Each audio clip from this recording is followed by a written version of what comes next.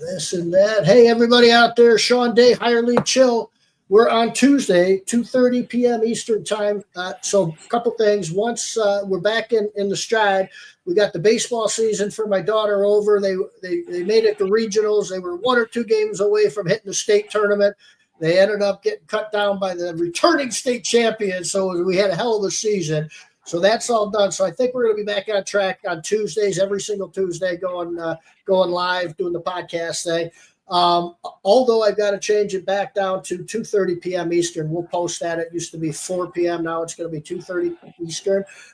Before I get to my guest, who is kind of guy, I say if I looked up a word in the dictionary and saw the face, it'd be under cool. This guy's pretty cool. I like Paul a lot. We're going to talk a little bit here about some entrepreneurship and multiple businesses and things like that. Before we do that, real quick, Higher League Chill, that's what we do. I'm hyper-focused on the employee side of the business world. I think that's where you make all your money. And I think that's where growing and scaling a business comes from, if it's a home service business especially. And so let me talk a little bit about the labor market. I haven't done that in quite a while. A couple things going on specifically in the blue-collar labor market. I don't want to get political about this, but I'm telling you that we had this little thing called tariffs that were happening over the last 6 months or so. And what has happened with that, in my view, and the view of many others, is that is bringing jobs and creating jobs here in the blue collar world. And let me give you a few examples. So when money is not going overseas and being invested, which usually creates jobs, right? Capital investment that creates jobs. A lot of that, because of the tariffs and because of the agreements, are coming back this way, and a lot of commitments from large companies, manufacturers, things like that. So let me give you some data on that. The first set of data on blue collar world, let's talk about construction, for example. Construction had about 6.5% unemployment in January. That is down under 4% today in a matter of 6 months. That is a significant, huge number. The same is true in manufacturing. The same is true in the home service space, restaurant, hospitality, and so on. The blue collar world, okay? That's what we are. And so that's a tremendous thing. There has been a lot of pressure on wages for business owners in that same space. Let me give you an example. On CNBC, they had a report that came out, part of the labor market report, specifically for blue collar labor, up 1.7%. Wages for blue collar labor up 1.7%. What does that mean? What's that number? Is that good, bad, what? That is, I'll put it in perspective. That type of increase for the blue collar world, the blue collar workers, 1.7% has not happened in 60 years. Okay. That is about the time man was walking on the moon for the first time. That's significant. That's a long time. So there's a lot of things happening in the blue collar world. If there's a lot more jobs being created, the labor pool shrinking, that's our supply. Econ 101, supply and demand, right? We got a lot of demand for these types of blue collar workers. The supply's lower. It's probably going to cost us a little bit more of boosting and sponsoring on job ads and Indeed and Facebook and ZipRecruiter or wherever. It's going to cost more because of supply and demand. Not only that, but that's why wages are up 1.7%. We also got to reward these people because we're looking for the good ones, right? And you're going to have to screen and really have that recruiting system put together so that you can move quickly, screen out the C's and D's, because there's a lot less A players out there than there was back in January, February, and March. All right? If you're not sleeping from all that or you have any questions about it, I'll have my calendar posted. Let's get into some better stuff here. Hey, Paul, what's happening, man? Shawn, how are you? Good. Good to see you. Why don't you do this? Why don't you talk a little bit about yourself in a sort of intro, and then I'll share this around social media a little bit. Sure. So a little bit about me. I am, probably what I consider a serial entrepreneur. I always thought I was a builder because I spent about 30 years in the building business, putting up buildings and building houses. And then, come to find out, I was just an entrepreneur who was stuck in the building trades and the real estate world for way too long. So, but for me, listen, I always wanted to build houses. I mean, that's what I set out to do when I was probably in fourth grade. If the teacher asked me what I want to do when I grow up, I would say build houses. And ultimately, after a brief stint in the Marine Corps, got out, started working construction sites, and realized that I didn't want to be swinging a hammer out in the elements until I was old and gray. So kind of went to school, got more into the construction management end of things, and ultimately started a real estate development business with a Wall Street guy. And we developed probably for about 15, 16 years, up until 2008, when kind of the world economy collapsed. So we basically shut that down. I kind of ventured off into some smaller real estate deals, started to get into a lot of distressed stuff. I was flipping houses before HGTV destroyed that industry for everybody. So started kind of playing around with, purchasing mortgages and bad debt and foreclosing and all that. And that was fun. Got involved in the restaurant industry. So I owned a restaurant for a bunch of years, and we got into the food truck business. Started playing around in the novelty gift industry. So kind of learned a little bit about that. And then kind of stumbled into the residential cleaning business. And that was kind of a fluke, right? Like I knew a guy who kind of through my real estate life, he was in the residential cleaning business. And I know he had a sizable business.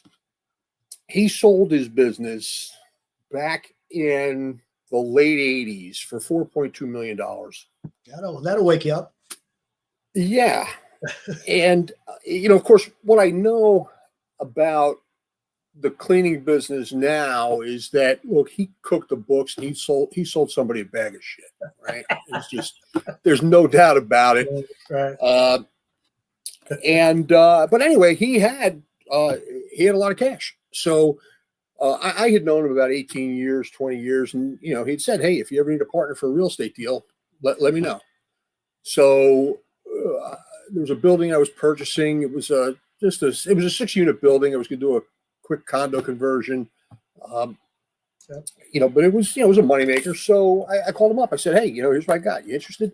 And he said, yeah, love to. So I said, okay. So he would come to my office and we would strategize on the real estate. And, while we were kind of doing that, I had said, hey, you ever think about getting back into the cleaning business? Because I knew it was a cash cow for him. He said, Paul, I think about it every day. I said, well, listen, if we're going to be in bed with this real estate thing, let's start a cleaning service. Great. So we throw a couple of bucks into an account. We start doing some market research and we start building the website and all of that. The more I got to kind of know him, the more I realized that I don't need a partner like this. Right? Nice enough guy, but a scoundrel. Yeah. Right. Yeah. Just looking to connive and cheat any way he can.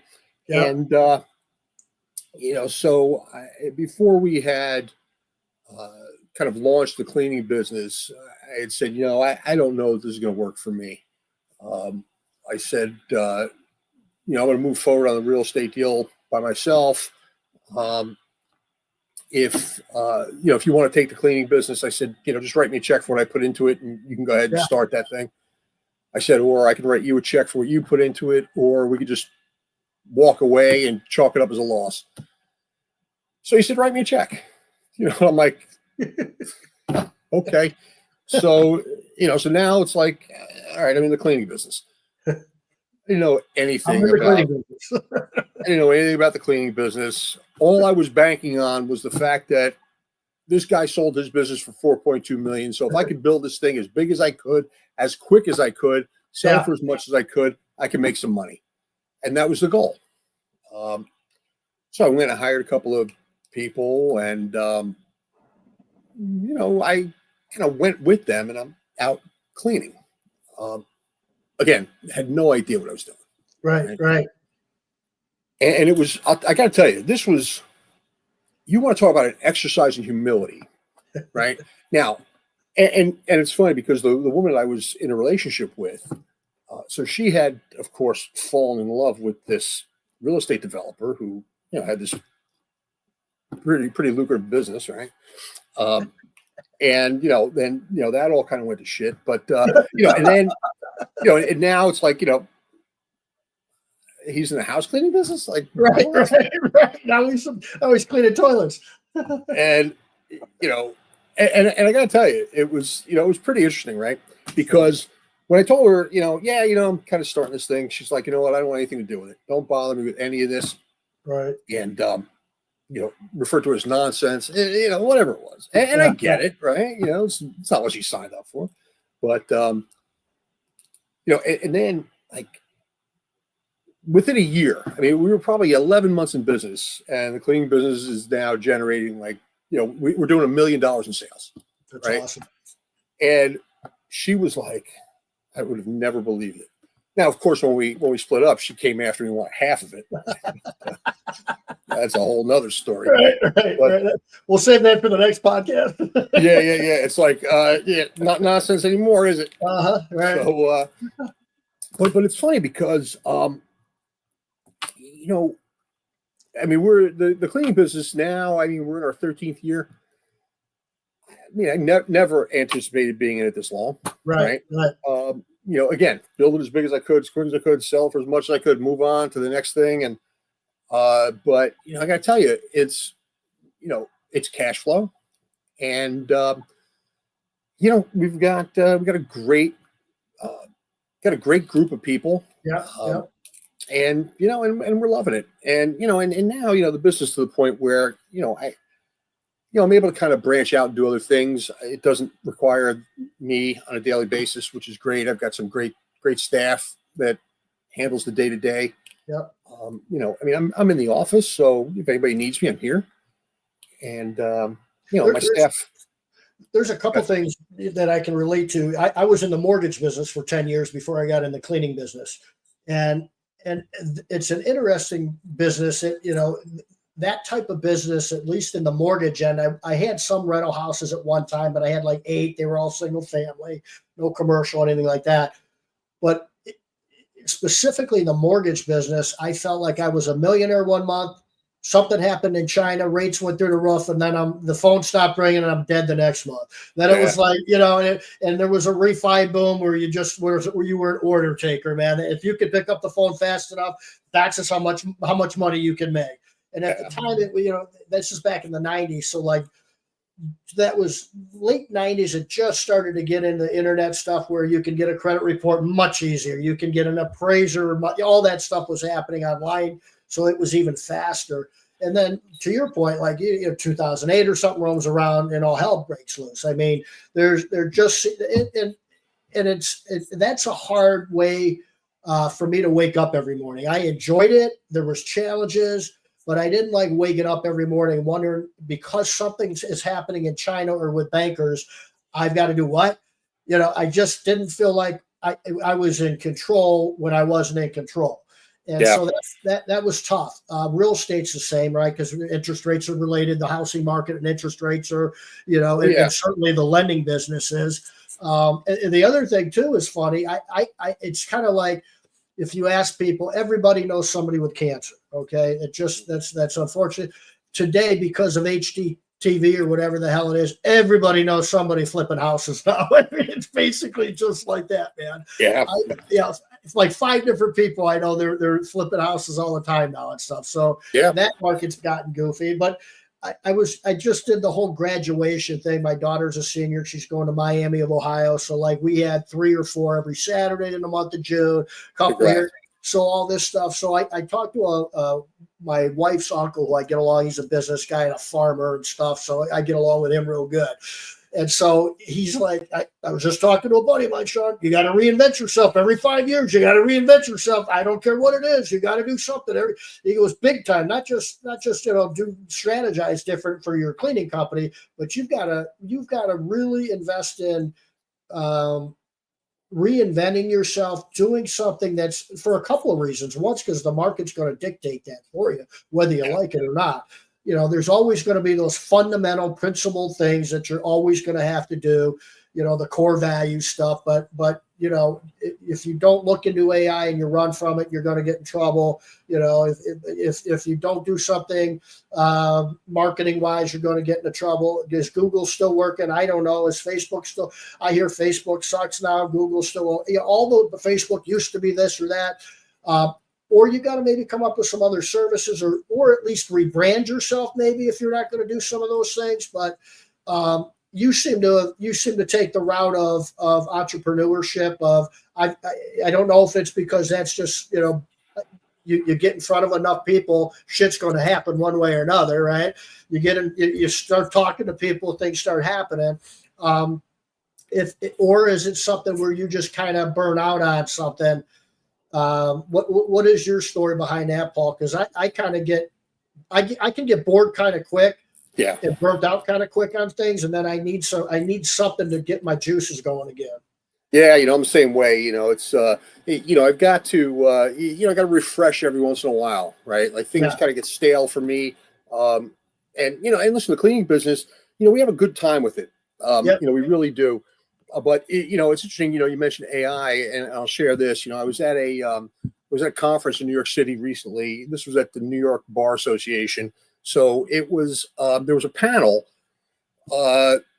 angel investors, and the topic of AI came up. And there was one of these investors. He had said, "Listen, if you're in business today and you are not using AI," he said, "you won't be in business for long." Yep. Right. So now, you think about the cleaning business, say, well, okay, how do I incorporate AI into my cleaning business? And of course, there's ways to do it, right? I mean, I think everybody's using AI to some extent. Right. We've even, listen, we've gotten, kind of a scathing email from a customer, right? Something that's completely off the hook. It's like, what? How do you even respond? So, just copy and paste it into ChatGPT. You get this beautiful response. It's like, oh, this is simple. It's like, I can see your prompt right now. It says, how to call this person an asshole without using the word asshole. Right. Well, and it's so funny because, there's certain things that, you can explain to people over and over and over. So and they just don't seem to get it. So I'll take that content, plug it into ChatGPT, and say, look, I need a response, and I do this. I need a response a 6-year-old can understand, and boom, and I get exactly that, and then rifle off to the customer. And it's like, oh, okay, I get it now. It's I do that too, because you have the brain of a 6-year-old. Yep, that's it. That's so fun.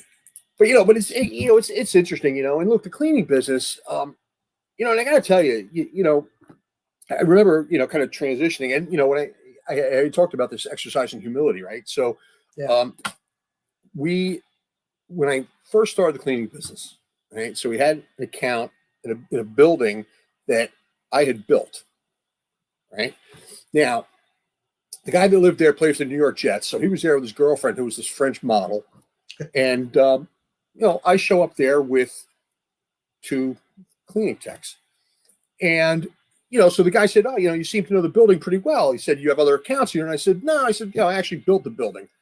And I'm kind of talking to the guy. And of course, I'm thinking, like, when I left, this guy probably looked at his girlfriend and was like, get a load of that jackass, right? He was trying to convince us he built the building, when in fact I did. Right. It was pretty funny. But, I built this building. Yeah. And I remember, after, I was kind of in the cleaning business for a little while, and, and I knew, met a lot of people, of course, throughout the real estate world and all that. And sometimes I bump into people and they would kind of like, so how's the cleaning business? Right. And I gotta tell you, like, for the longest time, my generic response was always, if I told you, you wouldn't believe me, so don't ask me. Yeah. Right? Yeah. Because listen, nobody would ever look. And again, I was basing it off of what this guy Mo sold his business for, so I knew that there was money to make. Of course, he, as I stated earlier, but But listen, I know people that are in the residential cleaning business that are generating north of 5 million a year, north of 7 million a year. There's money to be made, right? You're right. There's something real quick with I had Debbie Sardone on and a couple others talking about this that really have taken the cleaning industry over the last 20 years or more to a whole new level of being able to. It is a business. It's a legitimate business, and I think maybe the best thing of it all is you're not paying $10 an hour to people anymore. There's men and women out there that are able to make 40, 50, 60, even more $1,000 a year as a professional cleaning technician. That wasn't even possible thinking about that 20 years ago.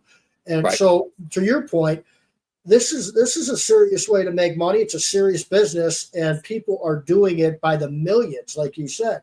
Holly Moore's at 8 million, 9 million. She's looking at $10 million. I mean, that's $10 million cleaning toilets and dusting and vacuuming. Right. That's impressive, man. Right. It's interesting. You talk about kind of, reinventing yourself, and we talk about breathing some new life into a business after it gets stale for a little bit. And you mentioned Debbie Sardone.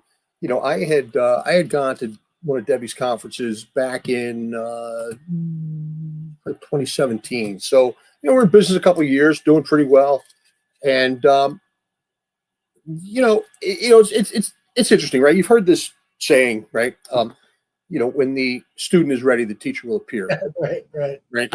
Now, and in 2017, I don't know, maybe I was in a different place in my life, right? Probably a little arrogant, full of myself, right? And I'm sitting there, and I thought, like, the whole conference, I thought it was like kind of hokey, and I said, what is this? Like a cult, and just didn't get it. Well, fast forward 2025, right? This year, right? April. It was April. We went to, there's a bunch of people that I know through the cleaning industry that A, are part of her program, and B, some that were going to kind of, like sip the Kool-Aid, right? So, so they said, hey, you want to go? I said, yeah, we'll go. So Laura, my girlfriend, who is really kind of running the day-to-day with the maid service now. So we went, and, we went with a bunch of friends that we met through the industry. So, so it was really, just a kind of a great trip. And, when I was there, it was like a light bulb went off. It was like, wow. Right.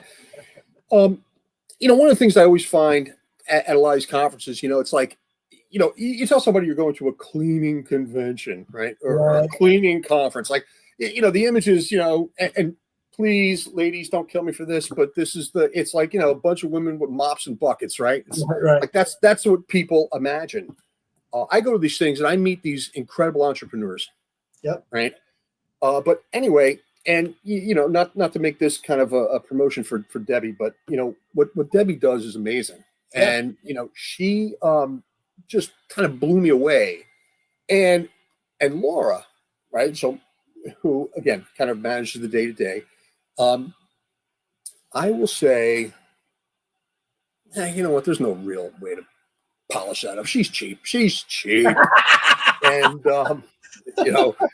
and anyway, and, she's like, all right, well, we'll go, but, there's no way I'm spending any kind of money on this stuff.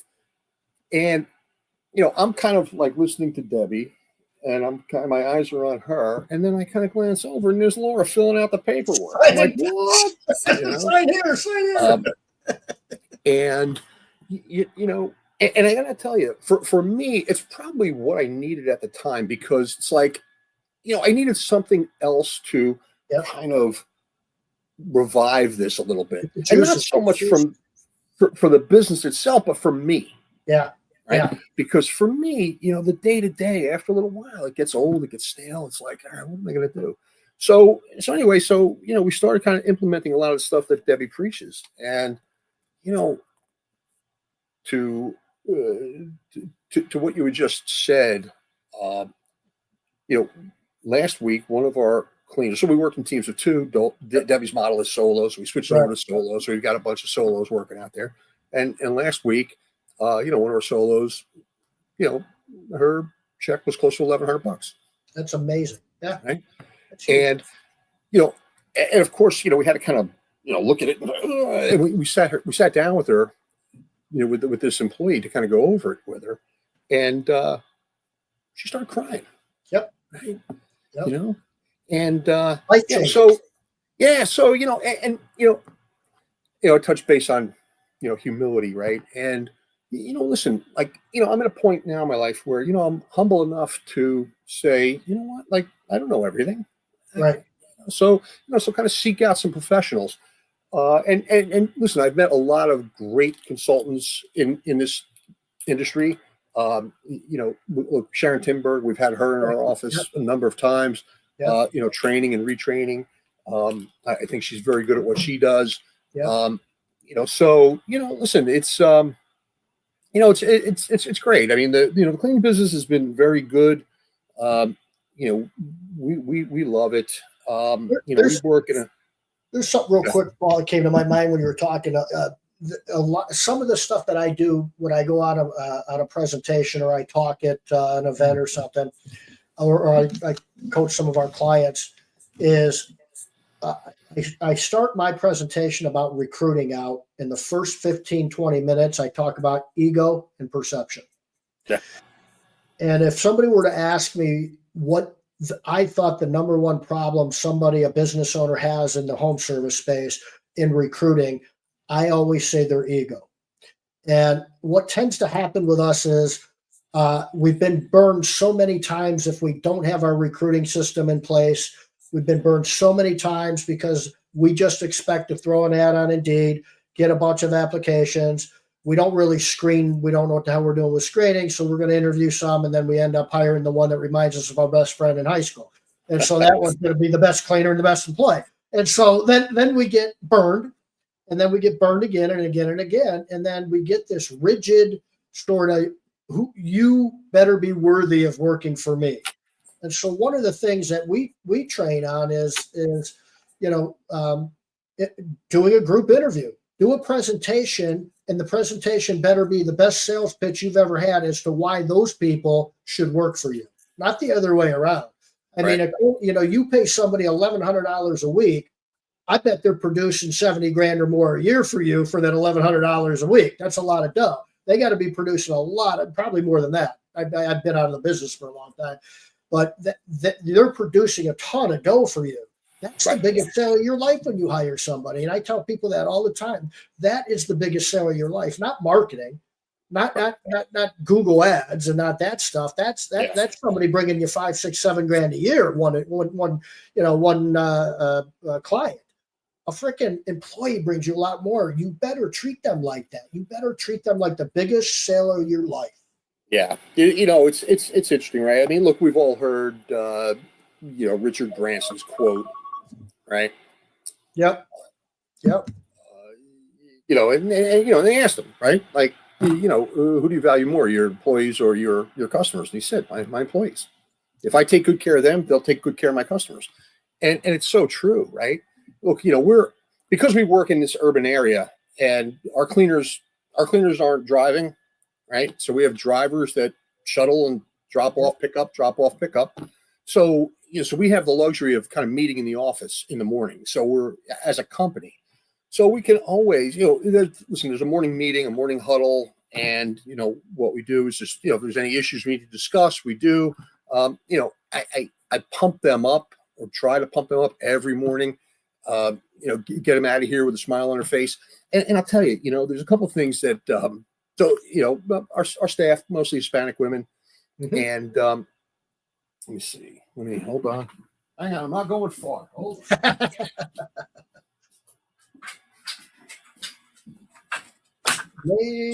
Hoboken. So this is, probably, you talk about a return on investment, right? Yeah. So $7.95, right? But of course I had to go get a big domino table that we have. I spent a couple $100 on that. But I bought the dominoes, I put them on the table, and now in the morning, girls come in and, there's money flying and, there's a domino game going. Every morning there's a domino game awesome. And, but what that does is that sets the tone, right? It sets the mood. Everybody's excited. Everybody's pumped up. Even if they're not playing dominoes, they're watching and, they're hearing the rumble and the excitement. And it's, it's great, right? Yep. So, I love kind of investing in my staff. And I love advocating for them. Yeah. I'll share this with you. So, and I tell them, like every October, let them know that, listen, your landlord's got to turn the heat on October 1. If he doesn't, you let us know. We'll make a phone call. Boom. So one of my employees said to me, Paul, I've got, these issues in my apartment. There was a broken window, a broken cabinet, some other things. And she said, for a year and a half, they don't fix anything. They don't do it. So I said, well, give me the information. So, I kind of tracked down the landlord. I call him up. I say, hey, I'm calling on behalf of Elizabeth Lassar. She lives on, 38th Street in Union City, one of your apartments. So the guy said to me, are you a lawyer? I said, no. He goes, well, why should I talk to you? Now, of course, I tracked down his home address. And I said, because if you don't, I'll be in front of, 1414 Gregory Avenue on Saturday with 30 people, letting all your neighbors know what a slumlord you are. That's awesome. Right? Yep. And the guy was like, and he's like, okay, I give him the list and took care of everything. Never heard a peep out of the guy again. It was like, so, let me tell you this. That's awesome. Let me tell you something we did. We bought, it was Derek Christian's business we bought out of Cincinnati, Ohio. And we had it for a year or two. And this, I'm not going to say her name, but I remember her name from this. Now it's been probably 8-9 years, but phenomenal employee, super good quality. Everything was great. Then all of a sudden this trend started to go the opposite direction. So I'm up in Cleveland and I called down there. I said, what's going on with so-and-so? Something's got to be going on. This just doesn't make sense to me. Somebody check in on it. Here, she was too embarrassed to tell anybody that her boyfriend she was living with took her credit cards. Basically, she has financial disaster. Her 5-year-old and her were living in a car for a week. And she was too embarrassed to tell anybody and nobody knew what was going on. Might have been longer than a week. So I said, we got to fix this. This can't happen. So long story short, very similar thing. We got a hold. I said, who's your landlord? Who kicked you out? So she was living in an apartment. When the boyfriend left, she couldn't afford the rent, this and that, and the other, and so on. So I said, I got a hold of the dude. Same exact thing. Who are you? I said, listen, man. I go, if you don't allow a 5-year-old and his mother back in that apartment by tomorrow, I'm calling not just one. I'm going to get a hold of at least 3 lawyers, okay? And I will spend as much money as I need to until they're back into that place. And I'm telling you, and I got 2 lawyers for sure. And I bullshitted about the second. I gave them the number and the names of the 2 lawyers I was talking about. If you want to check it out, check it out. I talked to 2 buddies of mine that were attorneys before that. And I said, she was back in there the next day. I said, I will make sure she's paid for the next 2 months. Just get her in there. Okay. Yeah. But that's the type of thing you do when you've got an employee that has made you in revenue hundreds of thousands of dollars over a short amount of time. You take care of them. Then on the other point that you made with the dominoes, we used to cook breakfast on Monday mornings for our staff, and it how much are eggs and bacon? It's like a $3 breakfast per person. And they loved it when you, the owner, are serving them food and you're breaking bread. That goes a long, long way, man. So those things are easy things, super indulge in employee retention. It's interesting. So, I don't have my staff clean my home. Yep. Right. I don't do that for a number of reasons, right? One, listen, and I'm not living in the lap of luxury, but, I know I'm living better than most of them. And I don't need to rub that in anybody's face. Right. And 2, look, now I can sample cleaning services in the area. Listen, Yeah. every one of my competitors has cleaned my home at one point or another. Most of them, of course, don't even know that I own Made in Hoboken. But I've used just about every one of them, so I know how they operate. I know exactly how they pay. I know how they charge. I know how they clean. So it's like market research. Like, why wouldn't I want to do that, Yeah. right? And I mean, not that I have. I don't think I've coached any employees, but there's an opportunity if you want it, right? So and again, look, I don't need to rub it in anybody's face. So people can assume what they want, and that's all okay. But I know plenty of people in the in the cleaning business. I know one cleaning business owner. They would have their staff there every day. Every day. It's like crazy.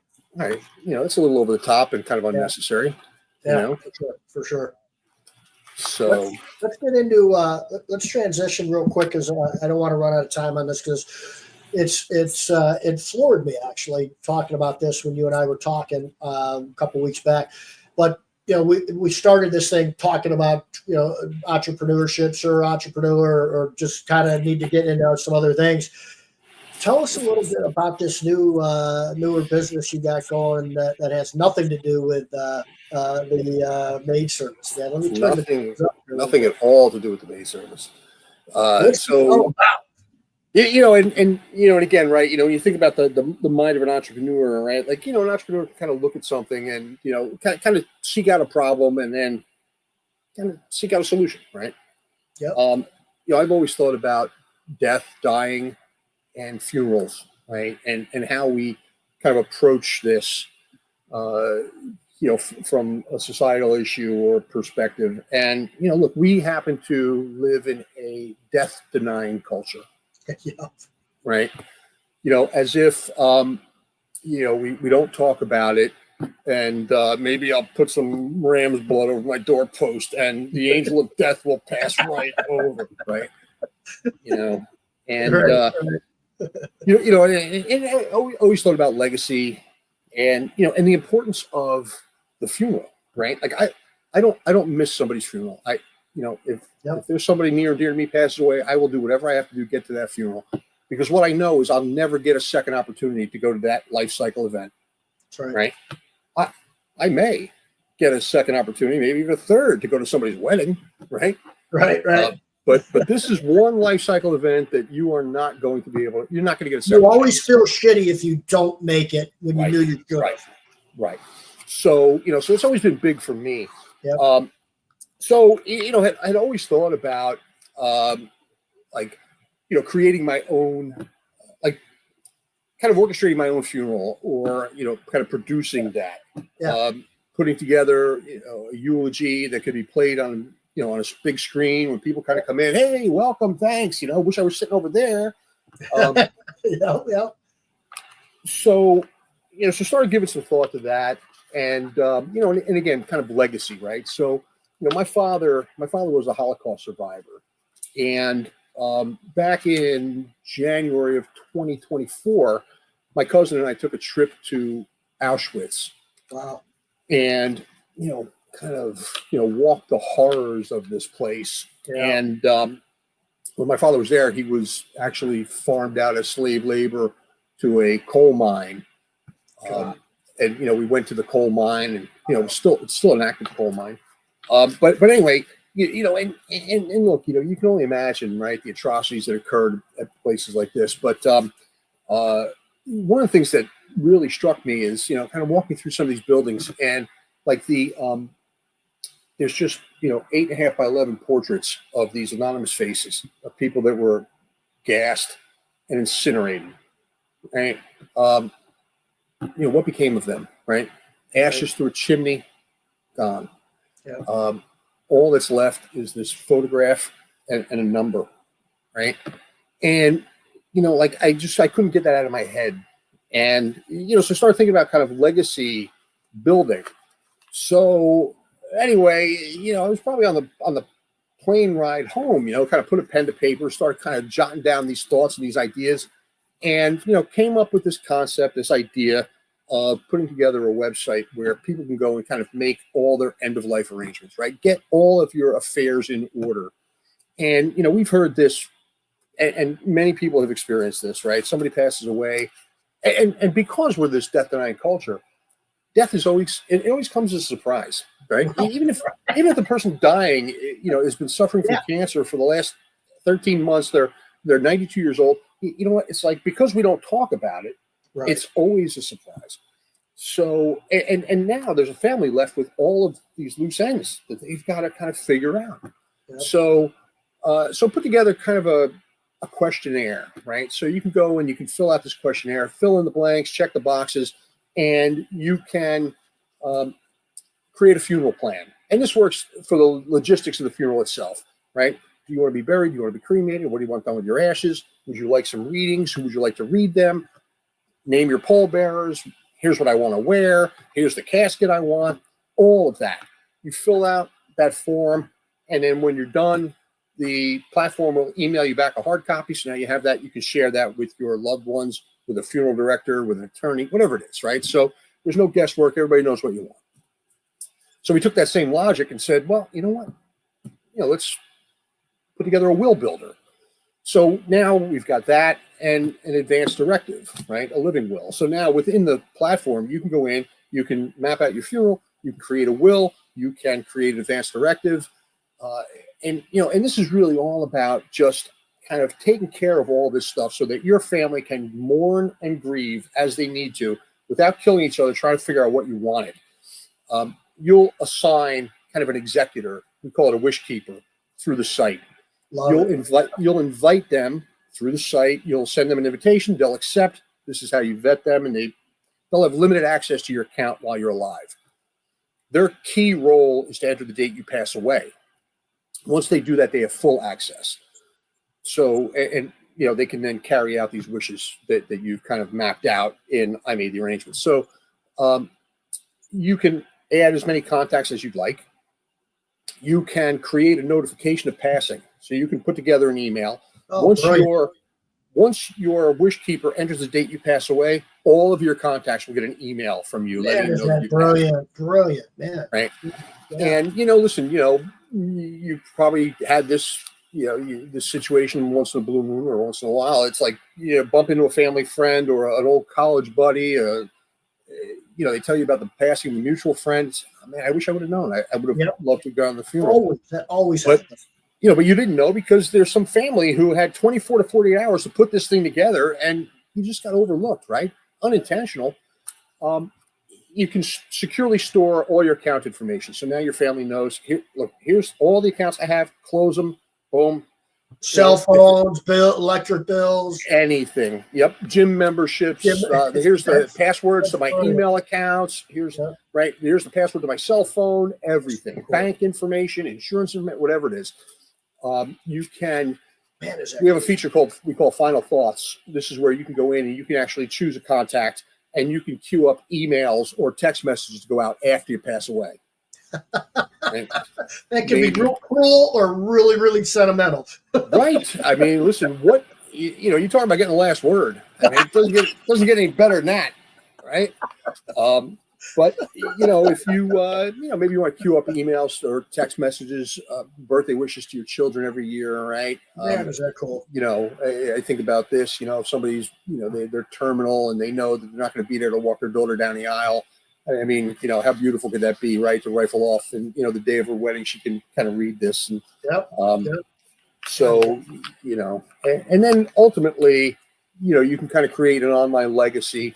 You can write your own obituary. You can write your own eulogy. You can upload a video eulogy. The site syncs with Spotify. You can create a playlist. Hey, play all these songs at my funeral. So yeah, it's kind of neat, Let me ask you something. I got a couple questions about it. So, I'm assuming it's pretty much nationwide. Yes. So the site went live 11 weeks, 12 weeks ago. Okay. And it's interesting because it's like you spend all this time kind of building this thing, and it's like, okay, it's done, beautiful. Like, now what, right? Right.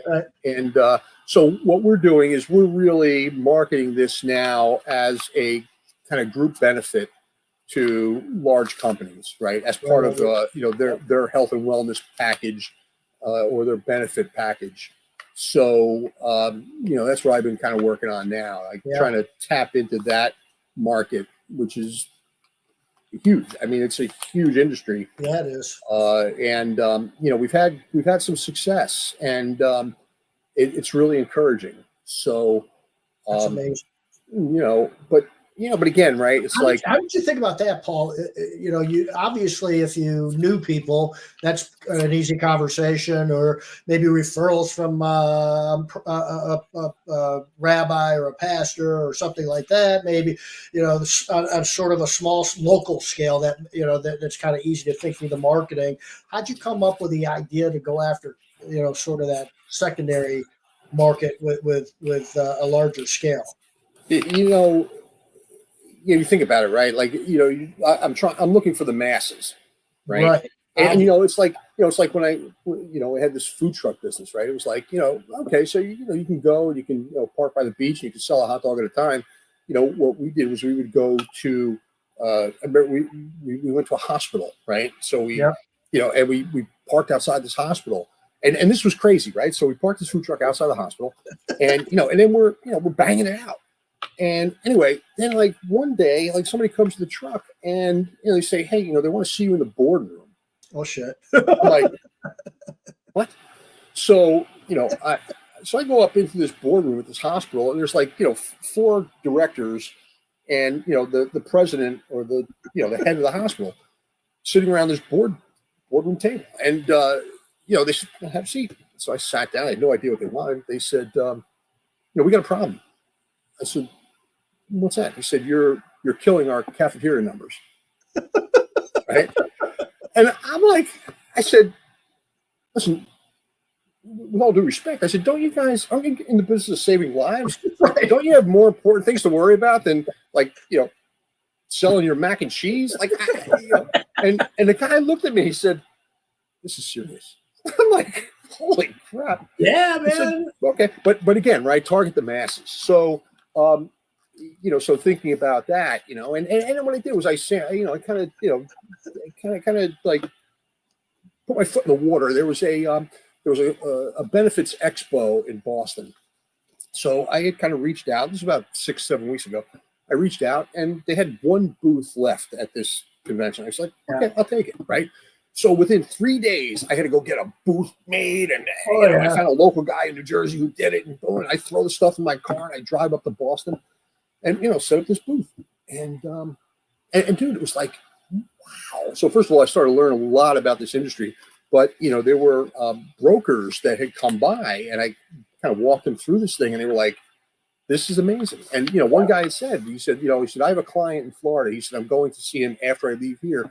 And he said, my marching orders from him was, find me something new and exciting that I can present to my employees. Yeah. He said, and this is it. So it was great. So I've been to a number of events since. Yep.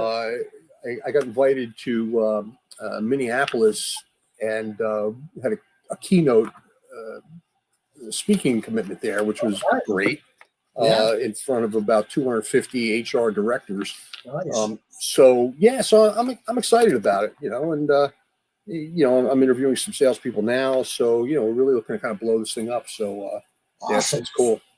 Yeah, it's just something that when we were talking, it just blew me away. Is you get some of these ideas that are just so good, and then how do you get it to the masses? And then you just answered all that.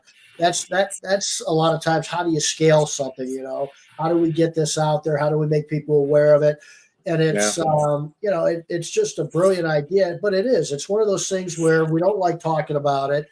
I've got an 88-year-old mom. I'll probably be getting on this website here very soon after I talk to the siblings about this. Yeah. And it's like it's a tough conversation to have with an 88-year-old mom that's still vibrant too. It's sure. Like I'm talking to my kids, you got to go see grandma. She's 88. It's not going to be is it going to be surprising to everybody if she passes away tomorrow at 89, 88? No, but it is, like you said, it is. And I've got a brother that's been battling cancer for 15 years, and so is he's supposed to have died 5 times, but he's still going and he's doing great. You never know what's going to happen when it's going to No. happen, but it is always shitty when it's too late because there ain't nothing Yeah. you can do about that, man. Yeah. And it's one of those things, right? It's look, we throw terms like lifetime around. Right. Like this is some like outrageous length of time. It's like, listen, a lifetime statistically is 76 years Yep. in the United States. And it's so funny too because I think about this funeral, your end of life celebration, right? This life cycle event, and like people will spend 2 years planning a wedding, Right. right? That statistically in this country, I hate to break the news to you, it's going to last you 8 years, right? Trust me, you'll be dead a lot longer than that.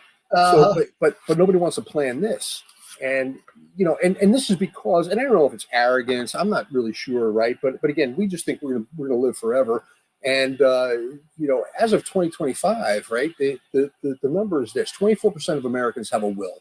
Yeah. Right. Although 63% of Americans believe very important, right? Very important document. You should have one, but only 24% have one. And you start looking at life insurance and retirement plans, and listen, less than 40% of the population has those. And that's because when it's suggested that you get that, right? Like you're 28 years old. I got a lifetime ahead of me. I'm not gonna worry about it now. Right. Well, you know what? In the blink of an eye, now you're 58, and you know what? I got a $500,000 mortgage. I got a couple of kids I got to put through college. You know what? Let me look into that life insurance. Right.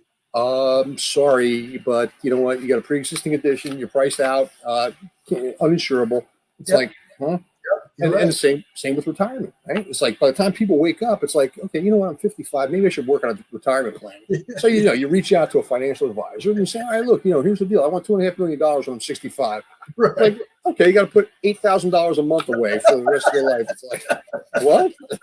There's something I've noticed over the last, say, it's probably been longer than this, but I've noticed it maybe 5, 6, 7, 8 years ago, somewhere in there.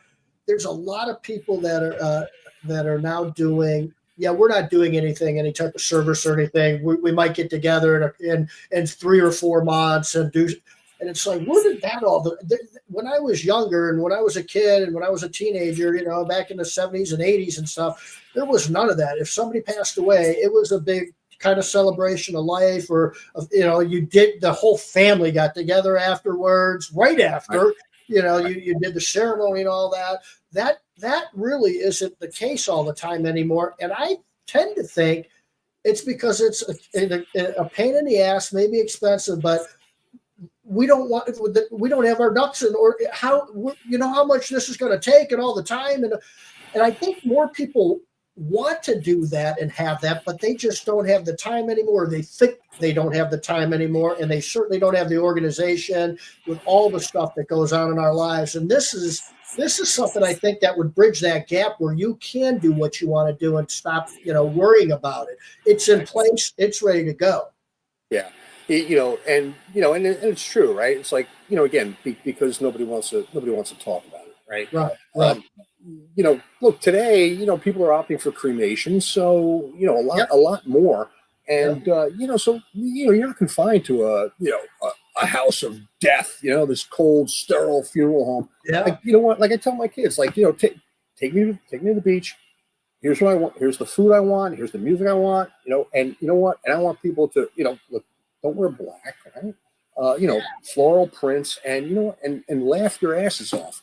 Tell some stories, have a good time. Look, shed a tear, of course, but, you talk about the finances. It's like, and this is pretty interesting too, but a lot of people are doing now, believe it or not, they will donate their body to science. My father-in-law just did that. Yep. And what will happen then is, they'll take whatever parts they need, they cremate the rest and send the ashes back to you. So people are really getting they're getting the cremation for free. Right. This is what a lot of people are doing. Because listen, it's a big business. And, and of course for me, when I think about our site, I had always thought that maybe at some point this could become kind of like the Knot. If you know that wedding planning site, this could be like the Knot of the funeral industry, where you can go and you can buy the casket, you can buy the the plot. You could buy it all, and and pay for it, and that payment will be bonded so that if the funeral home happens to disappear by the time you do pass, at least the money's there. But where people can go and kind of take care of this so that it's all really done. And because look, like I know me personally, like I could go and I could haggle with a funeral home about the cost of my casket. Right. But I would feel like I'm disrespecting my parents if I went in and started haggling about the price of their casket. And trust me, you know what? Like these wholesome guys that are running these funeral parlors, that are holding your hand and rubbing your back and comforting you through this, through this life's tragic situation, they're making money, man. Oh yeah. Right? Oh yeah. They're selling you a casket for $6,000 that they're buying for about $800, and and you're not even blinking an eye. Yeah, right? That's a fact. That's a fact. Yeah. So I'm gonna. We got your website scrolling through. I'm gonna post. We'll wrap it up. I'm getting close to 3:30 here for you. We'll post some stuff. You guys got to check this website out and listen to the part at the end here about all this, because it was really impressive to me on what you got going on, Paul. And I don't need to know what price or anything, but do you have different packages at different price levels, or how does that all work? There is, yeah. So listen, anybody can go in to the site, kind of become a member for free, and have access to our funeral planning form, right? Okay. So anybody can do that. If you wanted a will and an advance directive, $49.95. Boom, go in there, create a will. Listen, there's no reason not to. Yeah, big time. And again, this isn't for very detailed or elaborate estates, right? But this will cover you. Yep. Takes care of all the basics. So is that good for all most states in the United States? Or it is. Yeah, it is. Yeah. And look, of course, if you have any doubt, consult with an attorney. But listen, you look, and I'm not knocking lawyers. Look, there's but lawyers have had us convinced for decades that a will is a very elaborate document, a legal document that you need to spend a couple $1,000s. Of course, Trust and Will came along and said, well, that's not true. Right. You can log on our site, and for $300 you can get a will. Well, listen, it's it's our documents will cover you for sure. Okay, awesome. Anything else going on, or anything else? You got anything else cooking besides these things? It's funny. I sent you over. I emailed you over some pictures while we were kind of talking. I don't know if you saw it. I haven't looked at it yet. All right. Anyway, you take a look at that. Maybe we can talk about that next time. You talk about the mindset of an entrepreneur. So I'll just lay the framework. There was an article in the news here recently, and it was last week in Asbury Park, New Jersey. The wind took an umbrella, beach umbrella, right? And boom, and just like harpooned the lifeguard. Oh shit. And it's so funny because I go to the beach sometimes and I'm like, like I see people lugging these like coolers, right? These huge coolers, right? All iced up, and boom, and then and then of course the wind picks up and you see these umbrellas kind of blowing around. Right. Take a look at the pictures I sent you. All right, we'll talk about that next time. Little prototype. All right. You got a prototype going. Oh, dude, I can't wait. We might have to do this quarterly if you're going to be moving this quick, man. I love it. I love it. Anytime. Anytime. All right, buddy. I'm gonna get us signed off here. Paul, thanks a lot, man. Shawn, thank you. Really appreciate it, man. Good to see you. You too, buddy. So everybody out there, probably Tuesday. I don't know who's the next guest, but Tuesday, 2:30 p.m. is going to be our new time slot. In the meantime, I'm going to post some links for Paul's stuff, my stuff, and if you are not 100% happy with what you're doing with your recruiting or your system or your employees in general, click my calendar link. Let's BS for 30 minutes, an hour about anything you want to talk about. And my only goal will be that you feel 100% more confident about how you're going to be able to take good care of your employees, and they're going to be taking care of you too by the end of that conversation. That's it. All right, man. Thanks again, you guys. I'll talk to you next Tuesday at around 2:30 p.m. Thanks, Shawn. Thank you.